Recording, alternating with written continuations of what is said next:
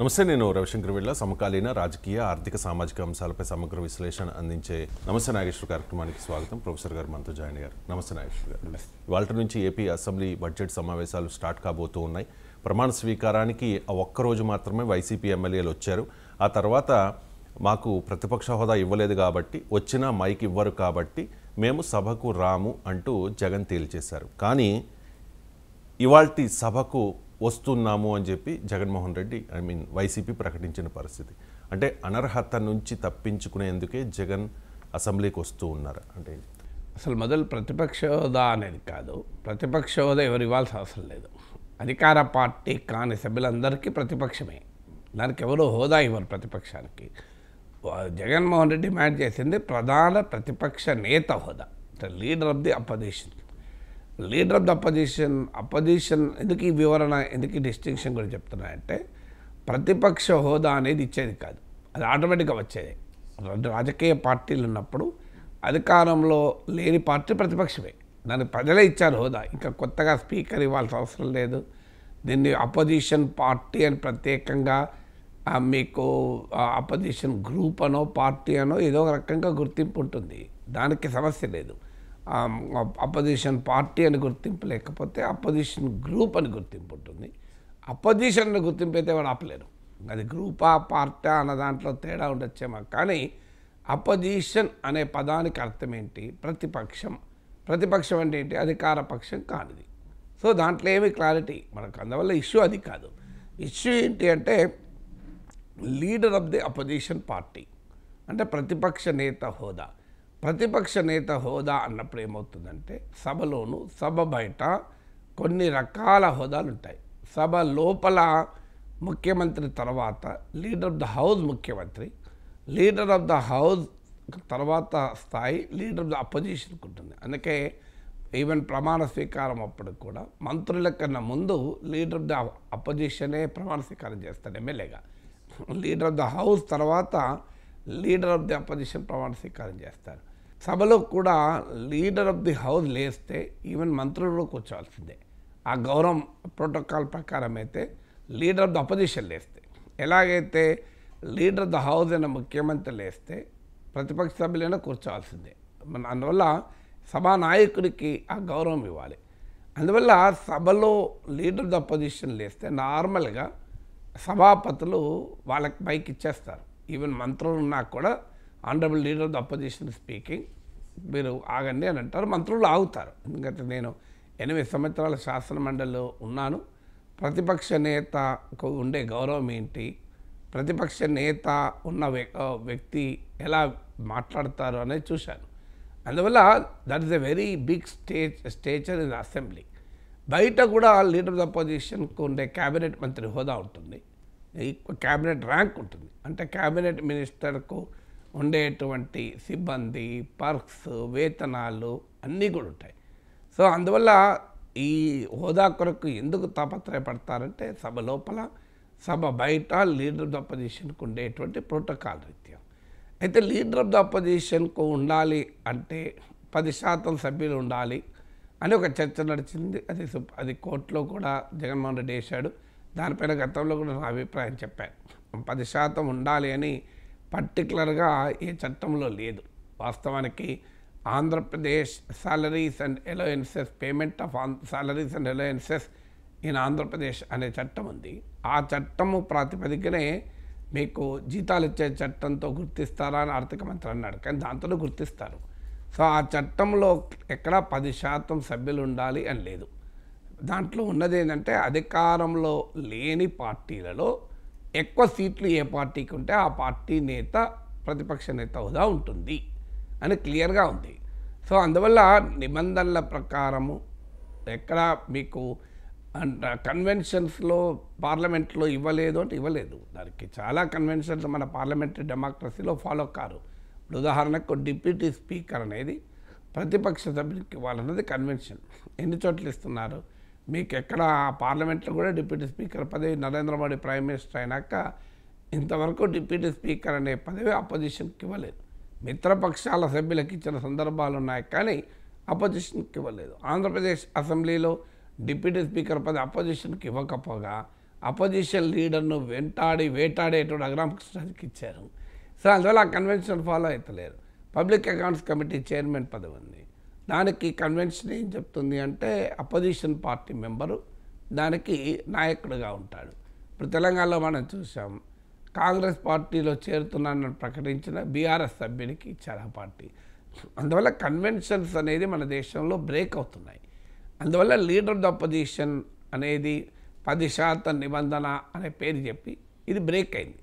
దీనికి చంద్రబాబు నాయుడే చేశాడా? జగన్మోహన్ రెడ్డి కూడా గతంలో అదే చేస్తానని అన్నాడు. ఆయన అసెంబ్లీలో మాట్లాడుతూ నేను చిటికేస్తే కొంతమంది ఎమ్మెల్యేలు మా వైపు వస్తే చంద్రబాబు నాయుడుకు leader of the opposition status కూడా ఉండదు అన్నాడు. అప్పుడేమో ఆయన 10% సభ్యులు ఉండాలి అని నిర్వచించాడు. ఇప్పుడు తన వరకు వచ్చే వరకు మాత్రం 10% సభ్యులు ఉండాల్సిన అవసరం లేదు అంటున్నాడు. అందువల్ల జగన్మోహన్ రెడ్డి ఏమంటున్నాడు, చంద్రబాబు నాయుడు ఏమంటున్నాడు అన్న దానిపైన నాలాంటి వాళ్ళ స్టాండ్ ఉండదు. నాలాంటి వాళ్ళ స్టాండ్ కాన్స్టిట్యూషన్ ఏం చెప్తుంది, చట్టం ఏం చెప్తుంది ఉంటుంది. నేను అప్పుడు చంద్రబాబు నాయుడు విషయంలో జగన్ అన్నప్పుడైనా ఇప్పుడైనా ఒకటే చెప్తున్నాను, 10% ఉండాలి అనేది స్పిరిట్ ఆఫ్ ద పార్లమెంటరీ డెమోక్రసీకి విరుద్ధము. ఎక్కడా ఏ రూల్లోనూ లేదది. ఇట్స్ మీరు spirit of the parliamentary democracy ఏంటి? అధికారంలో ఉన్న పార్టీ కాక అది somebody who is not in power. ఎందుకంటే అధికారంలో ఉన్న వారికి 99.9% ఓట్లే రావు, 100% ఓట్లు రావు. ఒక కన్సిడరబుల్ నెంబర్ అధికార అభిప్రాయానికి భిన్నమైన అభిప్రాయం ఉంటుంది సమాజంలో.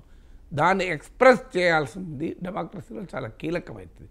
అందువల్ల spirit of the parliamentary democracy ప్రకారం చూసిన payment of the salaries of Andhra Pradesh చట్టం ప్రకారం చూసిన leader of the opposition status ఇవ్వాలి అనేది నా స్టాండ్. ఇప్పుడే కాదు, ఢిల్లీలో ముగ్గురు బీజేపీకి 10% లేకపోయినా అక్కడ ప్రతిపక్ష నేత హోదా ఆమ్ ఆద్మీ పార్టీ ప్రభుత్వం, కేజ్రీవాల్ ప్రభుత్వం వచ్చిందని మనం మీడియాలో చదివాం.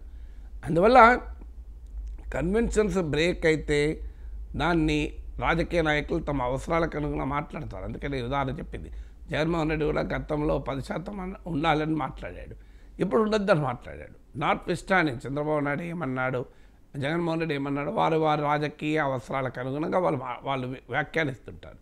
కానీ రాజకీయాల్ని స్వతంత్రంగా చూసినప్పుడు నిబంధనల ఆధారంగా చెప్పాలి. అయితే అందులో ఆ హోదా స్పీకర్ ఇవ్వాలని ఉంది, అది మాత్రం నిజం. జగన్మోహన్ రెడ్డికి స్పీకర్ ఇస్తేనే ఆ హోదా వస్తుంది. స్పీకర్ ఇవ్వడానికి సిద్ధంగా లేడని క్లియర్గా అర్థమవుతుంది. అందువల్ల ఆయనకు హోదా రాదు అని తేలిపోయింది. ఆయన కోర్టుకు కూడా వెళ్ళాడు, కోర్టులో తేలుతుంది. అప్పటిదాకా ఏం చేయాలనేది నెక్స్ట్ క్వశ్చన్ వస్తుంది. నీకు కోర్టుకు వెళ్ళాడు, కోర్టు తేలాలి ఒకటి. 2, నైతికంగా జగన్మోహన్ రెడ్డికి ఈ డిమాండ్ చేసే హక్కు లేదంట. పొలిటికల్గా ఉండొచ్చు, లీగల్గా ఉండొచ్చు, నా అభిప్రాయం ప్రకారం.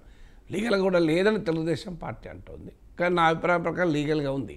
నైతికంగా లేదని ఎందుకంటున్నా అంటే ఇదివరకు ఆయనే ముఖ్యమంత్రిగా ఉన్నప్పుడు ఇదే నిబంధన వల్లించాడు కనుక 10% ఉండాలి అని ఇండైరెక్ట్గా అన్నాడు. నేను చిటికేస్తే ఎమ్మెల్యే వెళ్ళిపోతే ఆంధ్ర ప్రతిపక్ష హోదా కూడా చంద్రబాబు నాయుడు పోతుంది అని.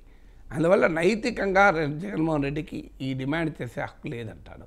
3వది పొలిటికల్గా సాధ్యం కావడం లేదని అర్థమైపోతుంది. ఎందుకు గతంలో అసెంబ్లీలో ప్రతిపక్షం పట్ల జగన్మోహన్ రెడ్డి వ్యవహరించిన తీరు కూడా మనందరికీ తెలుసు. అందువల్ల జగన్మోహన్ రెడ్డి అయినా, చంద్రబాబు నాయుడు అయినా, టీడీపీ అయినా, వైసీపీ అయినా ఆంధ్రప్రదేశ్ రాజకీయాల్లో ప్రతిపక్షాన్ని గౌరవించే సంస్కృతి కంప్లీట్గా పోయింది. అందువల్ల ఇవన్నీ స్పష్టంగా అర్థమవుతుంది. స్పీకర్ ఇవ్వడని తెలుసు, తనకు కూడా డిమాండ్ చేసే నైతిక హక్కు లేదు, పొలిటికల్ క్లైమేట్ కూడా అందుకు అనుగుణంగా లేదు తనకు leader of the opposition status ఇచ్చేది. ఈ 3 లేనప్పుడు ఏం చేయాలి? దానికి ఒక సామెత ఉంది, understanding the inevitable is the genius అని. తెలివైన వాడు ఏంటి అంటే ఏది అనివార్యమో తెలుసుకునేవాడే తెలివైనవాడు. So you should have that ability to understand what is inevitable. ఇక్కడైతే leader of the opposition status రాదు, స్పీకర్ ఇవ్వడు, నైతిక హక్కు కోల్పోయాడు తన వ్యాఖ్యలతోనే, పొలిటికల్ క్లైమేట్ అందుకు అనుమతించదు. మరి ఏం చేయాలి? అప్పుడు ఆ డిమాండ్ పక్కకు పెట్టి కోర్టు కూడా వెళ్ళాడు, 4వది కూడా కోర్టు తేల్చలేదు ఇంకా. సో ఇక ఆ డిమాండ్ను పక్కన పెట్టి తాను ఒక ప్రతిపక్ష పార్టీకి నాయకుడిగా ప్రతిపక్ష హోదాని, అందుకే మీరు మొదట్లో క్వశ్చన్లు అడిగితే నేను వివరించాను. అందుకే ప్రతిపక్ష హోదా పోదు, ప్రతిపక్ష నేత సభలో ప్రతిపక్ష నేత, దట్ ఇస్ డిఫరెంట్ ఫ్రమ్ ప్రతిపక్ష హోదా. Leader of the opposition status రాదు అని తెలిసిపోయినాక you will always be the leader of an opposition party. సభలో లీడర్ ఆఫ్ ద అపోజిషన్ గ్రూప్గానో అపోజిషన్ పార్టీగానో ఆయన హోదాను ఎవడో ఆపలేడు. ఎందుకంటే అది అసెంబ్లీలో అధికార పార్టీ కానీ పార్టీ ఒకటే ఉంది కనుక ఆ పార్టీ అనివార్యంగా ప్రతిపక్ష పార్టీ లేదా అసెంబ్లీ పరిభాషలో 10% లేదు కనుక దాన్ని నేను గ్రూప్గా పరిగణిస్తాను అంటే యాంటీ డిఫెక్షన్ లా వచ్చాక గ్రూప్గా పరిగణించే అవకాశం కూడా లేదు. ఎందుకంటే యాంటీ డిఫెక్షన్ లాలో ప్రతిపక్ష పార్టీ అన్నదానికి గ్రూప్ అన్నది డిస్టింక్షన్ ఏమి ఇవ్వలే. ఏదైనా పార్టీగానే యాంటీ డిఫెక్షన్లో నిర్వచించింది కనుక న్యాయంగా అయితే అపోజిషన్ పార్టీ ఒక్క మెంబర్ ఉన్న అపోజిషన్ పార్టీయే కాదు. మేము దాన్ని ఇంకో రకంగా ఇంటర్ప్రిట్ చేస్తామన్న అధికారంలో ఉన్న వాళ్ళంటే గతంలో యాంటీ డిఫెక్షన్ లాకు ముందు పార్లమెంటరీ కన్వెన్షన్స్లో ఉండేది ఏంటంటే 10% సభ్యులు ఉంటే ప్రతిపక్ష పార్టీగా, 10% సభ్యులు లేకపోతే ప్రతిపక్ష గ్రూప్గా వర్గీకరించేవారు. దాని ప్రాతిపదికనే లీడర్ ఆఫ్ అపోజిషన్ పార్టీకి 10% ఉండాలి అని ఆర్గ్యుమెంట్ వచ్చింది. కానీ యాంటీ డిఫెక్షన్ లా వచ్చాక ఇలా పార్టీ గ్రూప్ అనే డిస్టింక్షన్ లేదు, ఉన్నదల్లా పార్టీ ఒకటే. అందువల్ల leader of the opposition party అనే స్టేటస్ తనకు ఎలాగో రాదు. నేను దానికి 4 కారణాలు కూడా చెప్పాను, మరోసారి కూడా చెప్తున్నాను. స్పీకర్ ఇవ్వడు, నైతిక హక్కు కోల్పోయాడు, లీగల్గా పొలిటికల్ క్లైమేట్ అందుకు అనుమతించదు, కోర్టు ఇంకా తేల్చలేదు. ఇక నెక్స్ట్ ఏంటి, understand the inevitable in the genius. You have to understand ఆ జీనియస్ పాయింట్ మనం మూవ్ ఆన్. ఇది రాదు అని తెలిసినప్పుడు దాది ఇంకా రాలే అని బాధపడకుండా కూర్చుని కన్నా రావాలి అని అడగడం కన్నా నెక్స్ట్ ఏం చేయాలి. తెలివైన వాడు ఎప్పుడు కూడా ప్రాబ్లం గురించి ఆలోచించాడు, సొల్యూషన్ గురించి ఆలోచిస్తాడు. ప్రాబ్లం గురించి ఆలోచించిన వాడు స్టక్ అవుతాడు అక్కడే, సొల్యూషన్ గురించి ఆలోచించిన వాడు ముందుకు పోతాడు. ఇప్పుడు మీకు ఇక్కడ నాకు దురద పుడుతోంది అని నేను అనుకుంటూ కూర్చున్నాను అనుకోండి, దురద పోతుందా? లేదు. ఇలా గొక్కుంటున్నాను అనుకోండి, దురద పెరుగుతుంది. నేను ఏం చేయాలి, దాన్ని వదిలేయాలి. నా ఇమ్యూనిటీ ద్వారా ఆ దురద పోతుంది ఆటోమేటిక్గా. ఇవాళ కాకపోతే 1 గంటకో 2 గంటలకు వెళ్ళిపోతుంది. లేదో ఒక ఆయింట్మెంట్ తీసుకొని రాయాలి. ఎందుకు? I should understand the inevitable. ఈ దురద ఉంది అనేది వాస్తవం కనుక దానికి పరిష్కారాన్ని వెతకాలి. జగన్మోహన్ రెడ్డి పరిష్కారాన్ని వెతకపోగా సమస్యల వల్ల వేస్తున్నాడు. డిజైన్ థింకింగ్ అనే స్కూల్ ఉంది, స్టాన్ఫర్డ్లో దాని పేరు కోర్స్ ఉంది. డిజైన్ థింకింగ్ ఏం చెప్తుంది? Always look at a solution, not the problem. ఇక్కడ జగన్మోహన్ రెడ్డి పొలిటికల్గా ప్రాబ్లం దగ్గర స్టక్ అయ్యాడు. ప్రాబ్లం ఏంటి? తనకు leader of the opposition status ఇవ్వరు, అదే ఆయనకు ప్రాబ్లం. కానీ అది ప్రజల ప్రాబ్లం కాదు. ఆయనకు అర్థం కావాల్సింది ఏంటంటే ఒక రాజకీయ పార్టీ కానీ ఒక రాజకీయ నాయకుడు కానీ తన సమస్య చుట్టూ తిరిగితే జీవితంలో సక్సెస్ కాడు, ప్రజల సమస్య చుట్టూ తిరిగితే సక్సెస్ అవుతాడు. సార్ జగన్మోహన్ రెడ్డి చేస్తున్న పెద్ద పొరపాటు ఏంటంటే ఒకటి, is unable to understand what is inevitable. ఇంతకుముందు చెప్పినట్లు 4 కారణాల రీత్యా ఆయన ఒక లీడర్ ఆఫ్ ద అపోజిషన్ హోదా రాదు అనేది అది ఇన్ఎవిటబుల్ అని అర్థం చేసుకోలేకపోతున్నాడు. 2, ఈ stuck in the problem. Problem ఏంది? తనకు హోదా ఇవ్వడం లేదు, తనను గౌరవించరు, తనకు మైక్ ఇవ్వరు. ఇవన్నీ అండర్స్టూడ్ కదా, ఎందుకంటే ఇవన్నీ తానే చేశాడు కదా, గతంలో తానే చేశాడు కనుక ఇప్పుడు తనకు కూడా అదే వస్తుంది. కర్మఫలంలో అనుభవించక తప్పదు అని శ్రీకృష్ణ పరమాత్మ భగవద్గీతలో చెప్పాడు కదా, ఎవరి కర్మ వాళ్ళు అనుభవించాల్సిందే. అందువల్ల 5 ఏళ్ల పాటు తాను ప్రతిపక్షాన్ని భిన్నంగా చూస్తే ఇప్పుడు ప్రతిపక్ష నాయకుడిగా పార్టీగా తనను భిన్నంగా చూడాలని అడిగే హక్కు ఉంటుంది. అందువల్ల ఇప్పుడు ఏం చేయాలి? ఇంకా ప్రాబ్లం ఏంటి? నాకు మైక్ ఇవ్వరు, నన్ను అవహేళన చేస్తారు, నన్ను అవమానిస్తారు, నన్ను గేలి చేస్తారు, నాకు ప్రతిపక్ష నేత హోదా ఇవ్వలే అని ఈ ప్రాబ్లం దగ్గరే కూర్చున్నారు. ఈ ప్రాబ్లం దగ్గర కూర్చోకుండా పరిష్కారం చూడాలి. లాస్ట్కు పరిష్కారం చూశాడు. ఏంటి ఆ పరిష్కారం చూస్తుంది ఏంటి? మంచం కన్నా పొడుగుంటే ఏం పరిష్కారం చూస్తాం? పెద్ద మంచం వేసుకుంటాం. కానీ నేను కాళ్ళు నరుక్కుంటా అన్నాడు అనుకోండి ఎవడన్నా, అది పరిష్కారం అవుతుందా? మంచం కన్నా పొడుగుంటే కాళ్ళు నరుక్కోరు, కొత్త మంచం తెచ్చుకుంటారు. నాకు ఇక్కడ దురద పెడితే పరిష్కారం, నా ఇమ్యూనిటీ పెరిగి దాని తర్వాత పోయేలానన్నా ఓపిక పడతాను, లేదంటే ఆయింట్మెంట్ రాస్తాను. ఈ దురద పుడుతుంది, ఇక్కడ చేయి కట్ చేస్తే పని అయిపోతుంది కదా, ఇది అయిపోతుంది పీడ అవుతుంది కదా అని అనుకుంటే అంతకన్నా మూర్ఖత్వం ఉంటుంది అది. ఇది కూడా అంతే. ఎప్పుడైతే ఒక సమస్య తన ముందుకు వచ్చిందో ప్రతిపక్ష హోదా ఇవ్వరు, తను గౌరవించరు, గేలి చేస్తారు, మైక్ ఇవ్వరు. ఏం చేయాలి అతను? ఏం చేయాలి అన్నప్పుడు మంచం కన్నా పొడుగున్నాడు, కాలు నరికేసుకునేలాగా నేను సభకు పోను, బయట కూర్చుంటా అన్నాడు. సభలో సమస్య సభలో ఉంది, పరిష్కారమైన మీడియా ప్లాట్లో చూశాడు. అది ఎవరైనా సమస్య ఎక్కడుంటే అక్కడే పరిష్కారాన్ని వెతుక్కోవాలి. You cannot identify. ఇప్పుడు సమస్య ఎస్ఎల్బిసి కెనాల్లో ఉంది, నువ్వు పరిష్కారం ఇంకా రోడ్డు మీద చూస్తే ఎట్లా? ఎక్కడ సాధ్యమా? అది సమస్య ఎక్కడ ఉందో అక్కడే వెతుక్కోవాలి. మీకు ఇక్కడ నాకు కన్వీనియంట్ ఉంది కదా నేను అక్కడ వెతుకుతాను అంటే మీకు ఒక స్ట్రీట్ లైట్ ఎఫెక్ట్ అని సైకాలజీలో ఒక ఇంట్రెస్టింగ్ ఫినామినా ఉంది. ఒక అతను స్ట్రీట్ లైట్ కింద వెతుకుతాడు. వేరే వాళ్ళు అక్కడ పోతులు చూసి ఏంటయ్యా ఇక్కడ ఏం వెతుకుతున్నావు అంటే నా రింగ్ పోయింది అంటాడు. నీ రింగ్ ఎక్కడ పోయింది అంటే అక్కడ దూరాన పోయింది అంటాడు. అక్కడ పోతే ఇక్కడ ఎందుకు వెతుకుతున్నావు అంటాడు. అక్కడ చీకటిగా ఉంది అక్కడ దొరకదు ఇక్కడ వెతుకుతున్నా అంటాడు.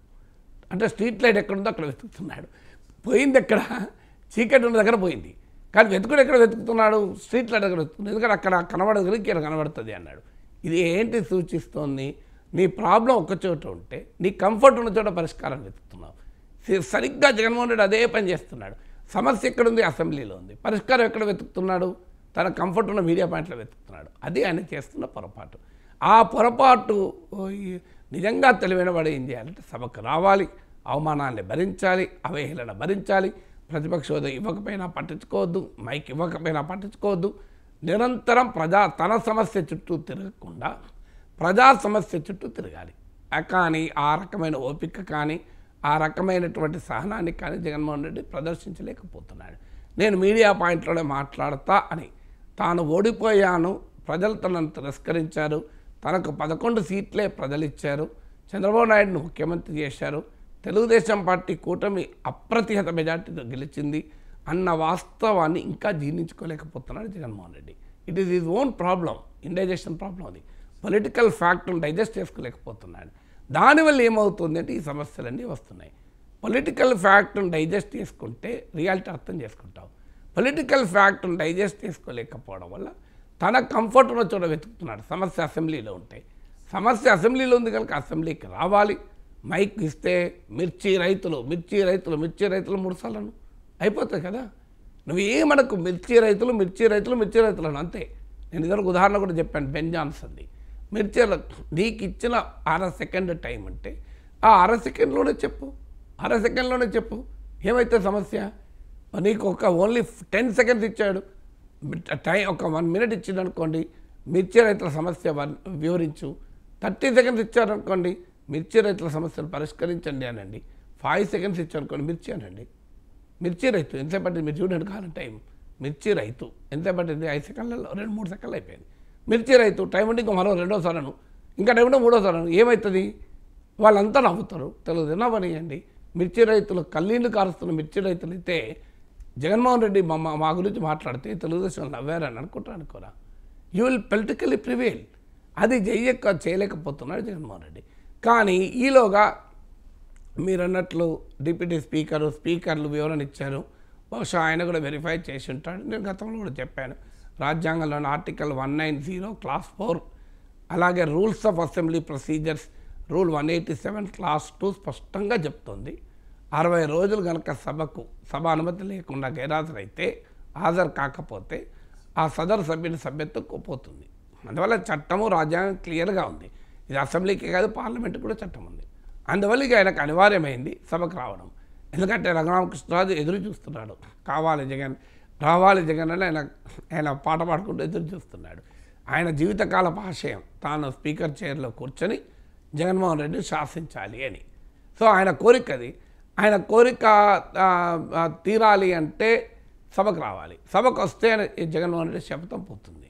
అందువల్ల అయితే దీనికి ఇప్పుడు వయా మీడియాగా గవర్నర్ ప్రసంగం చెప్పేటప్పుడు వచ్చి వెళ్ళిపోతే కూడా సభకు వచ్చినట్టే లెక్క.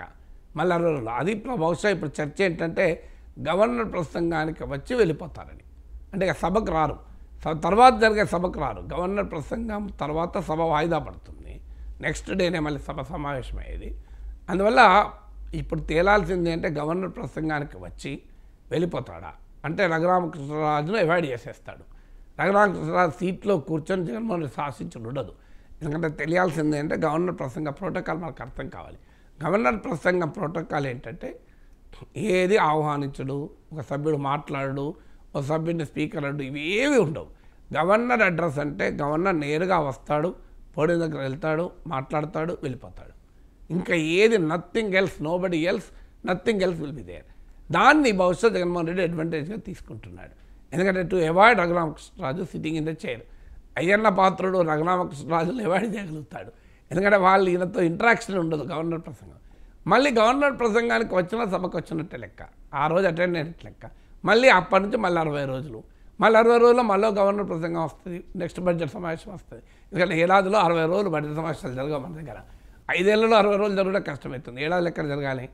సో అనివార్యంగా ఈ జగన్మోహన్ రెడ్డికి ఒక అవకాశం ఉంది to avoid Raghuramakrishnaraju sitting in the chair. ఎందుకంటే జగన్ వస్తాడంటే ఆయన పత్రం వెళ్ళిపోతాడు, రఘురామకృష్ణరాజే కూర్చుంటాడు. దానికి వ్యూహాత్మకంగా ఏంటంటే సభకు వస్తాడు, గవర్నర్ ప్రసంగానికి అటెండ్ అవుతాడు, నెక్స్ట్ డే నుంచి రాడిగా. సో దాంతో రఘురామకృష్ణరాజే వేడైపోతాడు. తనకుండే ఒక ఎంబరాస్మెంట్ పక్క పెడతాడా, ఇది ఒక అనుమానం నాకు. చూడాలి మరి. లేదు ఇది కాదు, సభకే వచ్చి నెక్స్ట్ కూడా వస్తే సంతోషం. నేను ఇంతకుముందు చెప్పింది న్యాయంగా అయితే సభకు రావాలి, నేను ఇదే చెప్పాను. ప్రాబ్లం ఉన్న చోట సొల్యూషన్ వెతకాలి, ఇన్ఎవిటేబుల్ అన్నది అర్థం చేసుకోవాలి. ఈ 2 ప్రిన్సిపల్స్ కీలకం. Understanding the inevitable is the genius, find the solution where the problem exist. Problem నీ రింగు చీకటి ఉన్న ప్లేస్లో పోతే లైట్ ఉన్న ప్లేస్లో నాకు కంఫర్టబుల్ కదా అని వెతికితే లాభం లేదు. సమస్య అసెంబ్లీలో ఉంది, పరిష్కారాన్ని అసెంబ్లీలో వెతుక్కోవాలి, మీడియా పాయింట్లో కాదు.